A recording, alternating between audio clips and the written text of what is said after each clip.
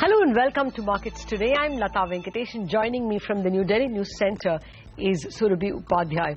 It was a good day for the markets, you will have to say. 8,700 held for the Nifty for the better part of the day, almost from the word go, and the market finishing with 2/3 of a percentage point in gains. No matter which index you picked up, it was largely a commodities day. Metals, sugar, rice, petrochemicals, even coal, you name it, were all up and about, and that helped markets across the board. Hi, Surabhi.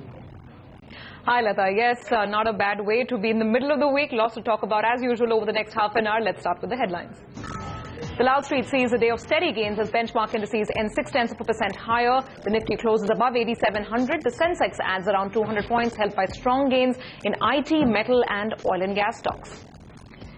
Big stocks made big waves.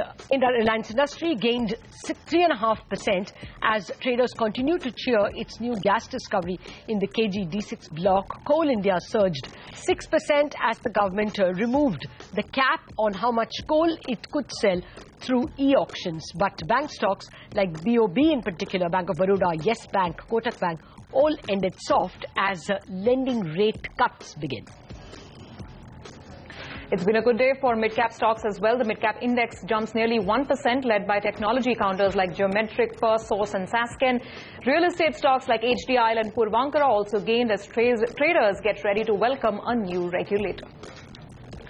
Right, before we get to all this details, let's take a look at what we have lined up on the show for you today. Quantum's Sanjay Dutt weighs in with a sense of where the markets are headed and which stocks he would bet on. Narendra Kothari, the Chairman and Managing Director of NMDC, sheds some light on the health of this company as well as the iron and steel sector. And Sarang Wadhawan of HDIL and Pujit Agarwal of Orbit Corporation react to the creation or the imminent creation of a regulator for the real estate sector. All right, let's start and get straight down to business now. Volatility finally took a backseat on Dalal Street as markets saw a steady session and indices ended with healthy gains. The Nifty reclaimed the 8,700 mark. The Sensex jumped 200 points to end a little closer to 29,000. Mid-caps continue to fare better than blue-chip counters. That index gained over 100 points today. Anuj Singhal is here with the day's trading action. Anuj, the bulls look to be in good spirits once again.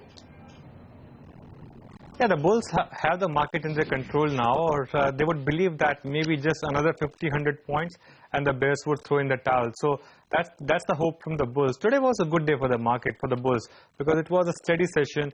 There was no attempt to sell the rallies. The only sour point really has been the way banks have been underperforming.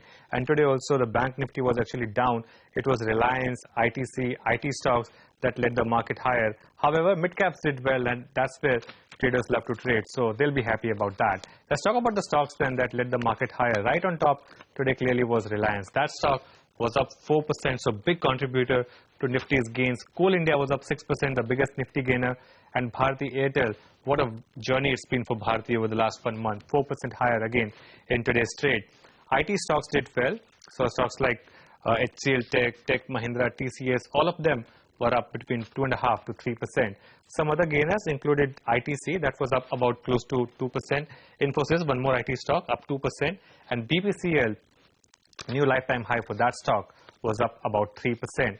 On the losing side, again, prominent banking names were dragging the market. So Yes Bank, HDFC Bank Financials, Kotak Mahindra Bank, they were all lower in trade today. Some other prominent Nifty losers would include Idea. There was some profit booking, one brokerage report as well. That was down 2.5%. ONGC was down 2%. And Sesa Sterlite too down about 2%. And finally, the mid-caps. Well, there were so many stocks, but I just picked three just to tell you what really took place in trade today. Bhushan Steel up 13%, Geometric up 7%, and Kitex Garments up about 20%. So really good going for the market for last few days. As I said, it's only a matter of next 50-100 points. That's where the bears would still be in the game. Otherwise, it could be back to, bulls taking complete charge of the market. Point taken, Anuj. Let me just add on to a couple of sectors that really caught the eye. Anuj already referred to Coal India and Reliance, to resource stocks, but Commodities seem to be doing well across the board. Actually, I have picked up some interesting names in food companies. LT Foods, NHC Foods, Lakshmi Energy and Foods, all of them largely rice kinds of rice companies were all doing very well. In fact, even KRBL did very well. Sugar companies were all doing well. That's Uttam Sugar, Bajaj Hindustan, Balrampur. Though there, it's quite likely that because lending rates have started falling, that means these beleaguered sugar companies with a lot of loans on their books are likely to see a lower interest outgo. Even their legacy loans will cost them a little less. And then you had textile companies like Eastern Silk and HP Cotton Textiles, Arrow Textiles, all doing very well. The ones that did badly, as Anush pointed out, were the banking stocks, and that's because now they will make less money on their loans. There is a little bit, just a little bit, 15 basis to 25 basis points cut in lending rates. Well, now most of the market watchers are treading with caution, but let's hear out one person who's still very bullish on the market. Sanjay Dutt of Quantum Securities told us that given the kind of momentum the government has gathered towards fixing the fisc and several other steps, the long-term play makes most sense at this point in time. He recommends that one should bet on financial, capital goods space and to keep investment portfolios diversified. Let's listen. The way the coal auctions went smoothly, the kind of money the government gets in, the 3G auctions, those are huge events in a country's history where, the kind of money that you get in and that really benefits your deficit, that would ultimately percolate down to the economy. Yes, earnings are fuzzy right now. We don't know what the future holds in the next quarter or two, but I think one would see an uptick, soon. So I'm relatively positive now, and I think a risk reward is favorable for a long investor. Banks look good to me. They've corrected quite good, particularly the second-tier public sector banks, engineering companies, capital goods companies, and quite a bit of second-run companies and sectors. We tend to get too much focused on the L&Ts and the BHELs when we talk about the revival of the capex cycle or whatever infrastructure. But I think the second-run companies are going to be the biggest beneficiaries of all this spending and the revival and the investment cycle that we'll see over the next few months. All right, that's a view on the market. Now let's move to all the action from the futures and options space. Let's go across to Nigel D'Souza. Nigel, fill us in. Well, the biggest positive in the derivatives market was that today we did see some signs of put writing. So traders believe that 8,550 to around the 8,600 mark should hold out in the near term, and that's why we did see some writing at around that 8,700 put. The premium over there fell from around 107 rupees to around 86 rupees. The 8,600 put as well, we did see the premium fall from around 75 bucks to sub 60 rupees. While if you did buy some calls, you would be making good money, because in fact the 9,000 call did see the premium spike up from around 17 rupees all the way to around 25 rupees approximately. Now, individual stocks that were in focus, Bharti Airtel did see big buying in today's trading session, while on the flip side, Idea as well, that has been seeing good amount of buying. Today, that stock was getting sold into. So from the same sector, both those two stocks saw different action. ICICI Bank, though, that one did see selling pressure, and because of that, the Bank Nifty continues to be an underperformer. REC, though, big buying was seen on that counter. In fact, the stock started off in the red, and there was some short covering, and at the end of the day, we did see good buying on that particular counter. IFCI, though, did come in for a bit of a short covering bounce, while Sun TV stock has lost more than 15% in this week itself. In today's trading session as well, the stock was getting sold into. All right, thanks a lot for that, Nigel. And now for something that's not quite market news, but is going to affect the ambience in which markets operate. The Prime Minister today set the ball rolling for the setting up of Micro Units Development Refinance Agency, or Mudra, which promises to fund the unfunded, as it were. Mudra will have a corpus of 20,000 crore rupees and a credit guarantee corpus of 3,000 crore rupees. It will provide credit of up to 10 lakh rupees to small entrepreneurs at low rates of interest. The government also plans to bring a new Mudra Bank bill in the next 6 to 12 months, which will regulate the microfinance sector. That is, Mudra will regulate the microfinance sector. Mudra will also be in charge of registration and credit rating of MFIs and will acquire the shape of a bank. It's currently an NBFC. The previous UPA government's efforts to bring a microfinance bill had come a cropper. Till the new microfinance bill is worked out, Mudra will function as a unit of SIDBI for small businesses. All right, on that note, let's move to some sector-specific news now. The real estate sector is all smiles. Stocks like Puravankara, HDIL, Orbit, Unitech and Shobha Developers along with Brigade Enterprises were all trading around 3% higher or more. This surge was fueled by Cabinet's decision last night to approve the amendments to the Real Estate Development and Regulation Bill. Sonia Shenoy is now standing by to take us through how brokerages are rating this latest development. Sonia? Thanks for that. The Cabinet approving the Real Estate Regulator Bill has gone down very well with the street. In fact, most brokerages have given it a thumbs up, stating that it will prevent unscrupulous practices, it will protect the home buyers and eventually increase transparency and growth in the sector. JP Morgan says that the bill is also a precondition to achieve the government's 100th Smart Cities project. They say that it will help the sector access capital and financial markets to raise funds with increased transparency, and the Mumbai market will be the most impacted on the upside because the norms are violated the maximum in this city. In terms of individual stocks, key beneficiaries are names like Prestige Estates, Godrej Properties, Shobha Developers and Oberoi Realty. Religare says that the higher transparency will help facilitate investments into the sector. However, in the near term, it may put a little bit of, a cash crunch on the developers because 50% of the amount that they receive from allottees has to now be put into an escrow account and used for construction of the project.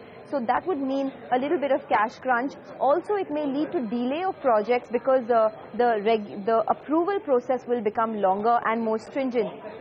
JM Financial says that in fact this provides higher flexibility on cash flows to the sector because earlier the draft bill had a requirement that developers should keep 70% of the amount realized from allottees into a separate account. But now in the watered down bill, that amount has been reduced to 50%. So all in all, it is a big positive for the sector. Of course, in the near term, stringent rules would put a bit of pressure on the companies themselves, but very big positive for you and me. Back to you.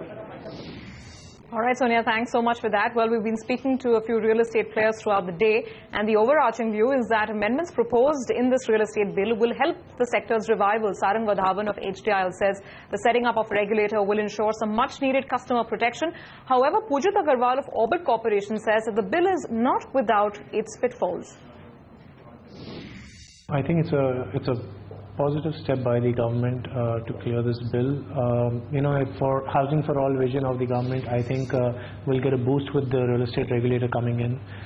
It will bring in transparent processes, and I think the responsibility will be fixed on developers to actually deliver the products to the consumers as and how they have been decided. Honestly, the way the cash flow of the companies work is if there is any loan taken from any financial institution, they already insist on the money being deposited in their escrow account. So irrespective, we are anyways depositing 50% or more of the proceeds into the escrow account of the banks.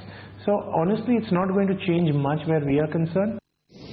Real estate projects are funded by the banks, and 50% being given and kept in escrow for the project expenses and for construction expenses is a step in the right direction, and I fully agree with that. However, given the fact that for projects where there are no bank loans, there would be certain issues because in a city like Mumbai, where the average selling price is between 12 to 15,000, and we have areas where the selling prices are 70,000 and 80,000 rupees a square feet, over there, 50% to be kept in escrow for those kind of projects will be very, very lopsided. Point taken. While speaking about real estate, here's a CNBC TV 18 exclusive from that space.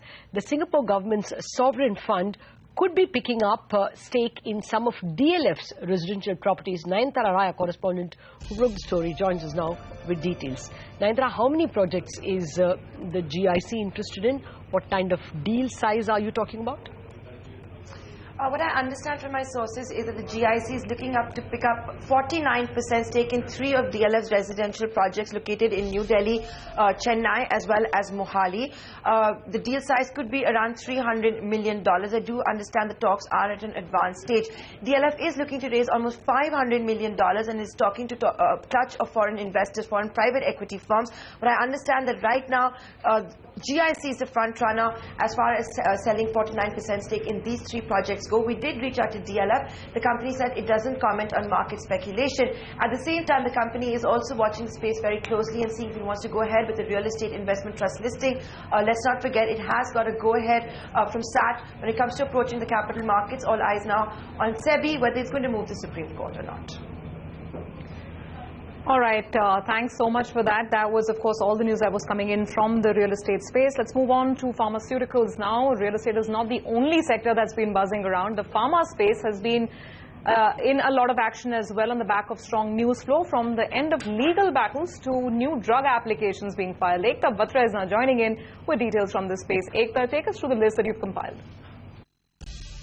Well, I'll start with Glenmark, which was in focus on account of the CCEA approving the proposal to hike the FII limit in Glenmark Pharmaceuticals, which is now hiked from 35.07% to 49%. The additional piece of news that Glenmark managed to actually discard in today's trading session was a pricing investigation in the US arm concluded by the Texas Attorney General, where the US arm of Glenmark is expected to make a payment in 16 equal payments of $1.56 million each quarter, and the settlement amount, however, is not expected to materially impact the company's cash flow. Hence, you possibly saw that Glenmark didn't really react to that news in today's trading session. Aurobindo was in focus as the company has sued Pletico Pharma, the ex-Natrol promoters, for fraud. Remember that Aurobindo had acquired US-based Natrol in November 2014 for around $132.5 million from Pletico Pharma, which is also listed and was down around 2 to 3% today. Aurobindo apparently gathered evidence of fictitious creditors and possible siphoning of funds by ex-promoters worth around $25 million. Analysts say that there is no impact on fundamentals of Aurobindo on the back of this news. Dr. Reddy was in focus on account of the company filing 3 new drug applications with the US FDA. This is in the therapeutic areas of dermatology as well as neurology, and Barclays has written on it. They reiterate their overweight stance and said that they find it positive in terms of the higher number of filings. For example, their expectations were 2, whereas Dr. Reddy has now 3 NDAs, and these filings can translate into launches according to Barclays in this segment FY17 onwards, and the revenue potential is likely to be $30 to $100 million for each filing. Overall, the last piece of news for the pharmaceutical space was that the government has allowed pharma companies to hike prices of around 509 essential drugs by around 3.84%. This was in line with expectations and is a marginal positive. All right, Ekta, now we understand why pharma companies were up and about today. Coming up, Sudarshan Sukhani will be joining in to give us his views on the next key supports and resistance levels for the stock markets.